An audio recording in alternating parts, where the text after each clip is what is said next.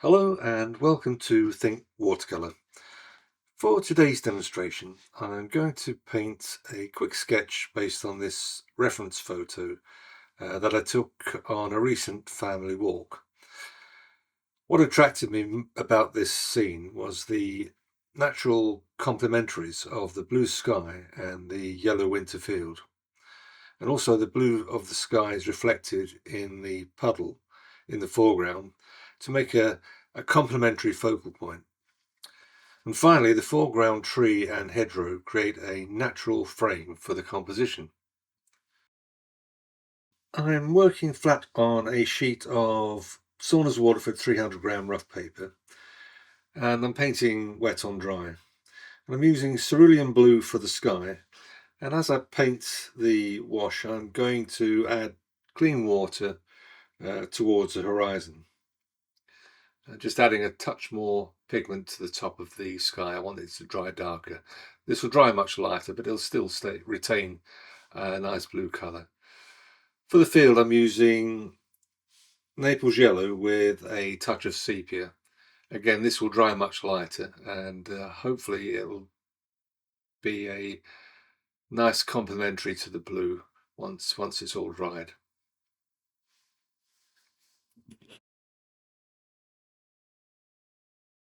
I've just strengthened the mix a little bit with a little bit of more sepia, and I'm just putting in a few lines just to indicate some texture in the field. And for the distant woodland behind the other side of the field, I've just watered down the mix initially to create a very light suggestion of woodland. And I'm just dropping in a little bit more colour, wet in wet, letting it all blend together. Again, this will dry much lighter. The idea is to create a very light, distant image of some woodland. Just tidying up the horizon line there.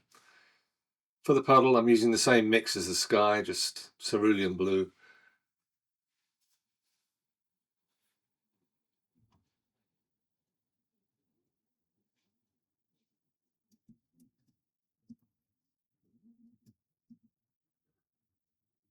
And with the side of the brush, I'm just using sort of a dry brush technique with the same mix, slightly strengthened with a little bit more sepia, just starting to add some texture to the foreground. And I'll be adding more as we go along, just building up wash by wash, darker and darker areas to suggest the ruts in the field where a tractor's been driven across around the edge of the field. And I've just added some Van Dyke brown to the same mix just for the underpainting of the tree branches and the tree trunk. This will dry a little bit lighter and I will darken it later, but I just want to get it blocked in with the first wash, because on the actual tree trunk I'm going to be adding some darker patches, and you can see I'm just trying to indicate some of the structure of the bark on the base of that tree. Well, there's a little bit of light shining on it in the photograph.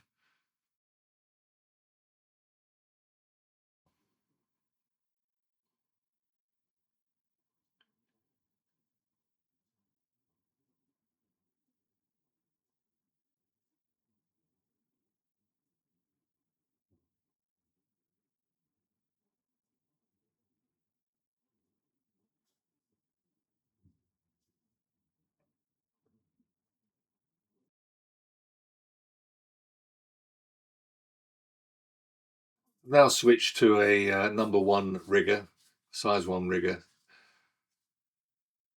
for the thinner branches on the tree. Never try to paint every branch when you're following a photograph. Just keep things simple and loose and suggest what's there. If you try and paint every branch, it becomes very stiff and wooden. So just bear that in mind if you're painting trees.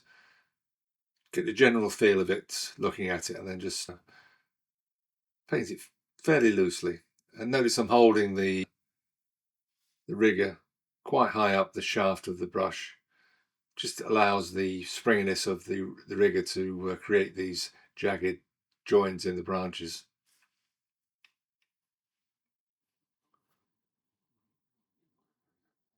Just adding a little bit of shadow to define the edge of the puddle. Again, using the rigger. A few little bits of mud sticking through the puddle.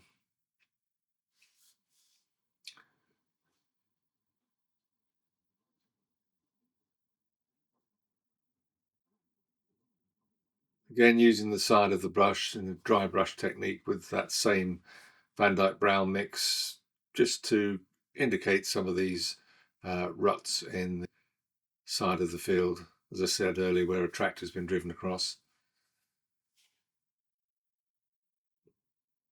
Again, I'll build on these as we go along, wash by wash. As each one dries, I'll add a few more darker patches.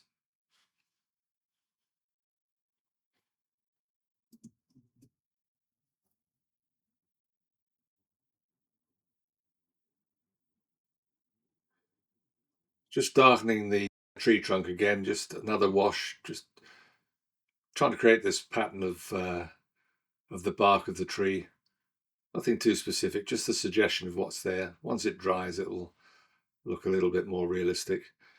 I'm just using some jadeite green to indicate where there's a tree line at the edge of the field, and this is in front of that woodland behind. And I'm going to use some clean water just to soften it and lighten it. I don't want it to be too strong a colour in the distance. The lighter the colour, the further away it'll look once it's dry.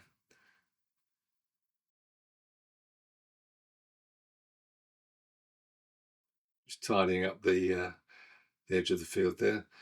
And using the same colour, jadeite green, I'm just starting to put the hedgerow in the foreground.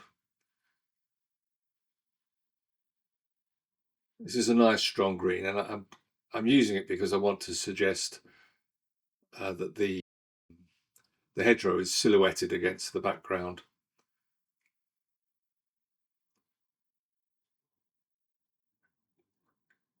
I'm using a fairly dry mix, not too much water here.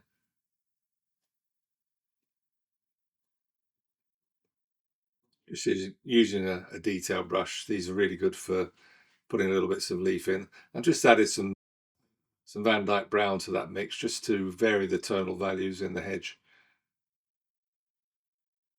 Mixture of green and brown just to try and create this silhouetted look, keeping it pretty dark in the foreground. And as I said at the beginning, this helps to create that framework to the painting. Just adding a few more tiny leaves. Again, I'm not being slavish about copying the photograph. It's just a suggestion of what's there. And with the rigger, while the paint's still wet, I'm just dragging some of the paint up for some branches and twigs sticking up through the hedgerow.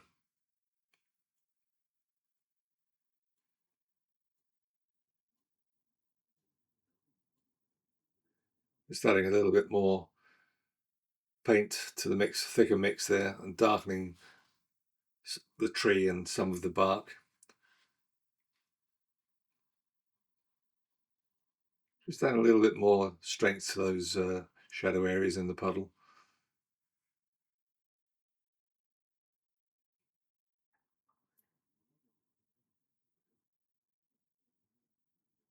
I'm just waiting for the hedgerow to dry a little. I want it to be just damp so that I can scrape out some lighter lines to suggest some branches and twigs. It has to be damp and not wet. And you can see here, while it's damp, you will get white lines, but I tried earlier and it was too wet, and you get dark lines because with the painting being wet, it just fills in where you've scraped out. I use the blunt end of my rigger for that.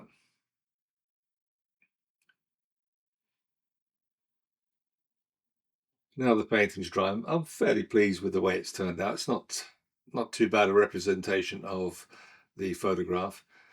Again, I've not followed it slavishly. I've tried to keep it very loose, and do give this sort of thing a try. It's just a quick sketch, just to demonstrate how you can use a fairly basic photograph to create quite a nice painting using natural framework of the tree and the hedgerow in the foreground.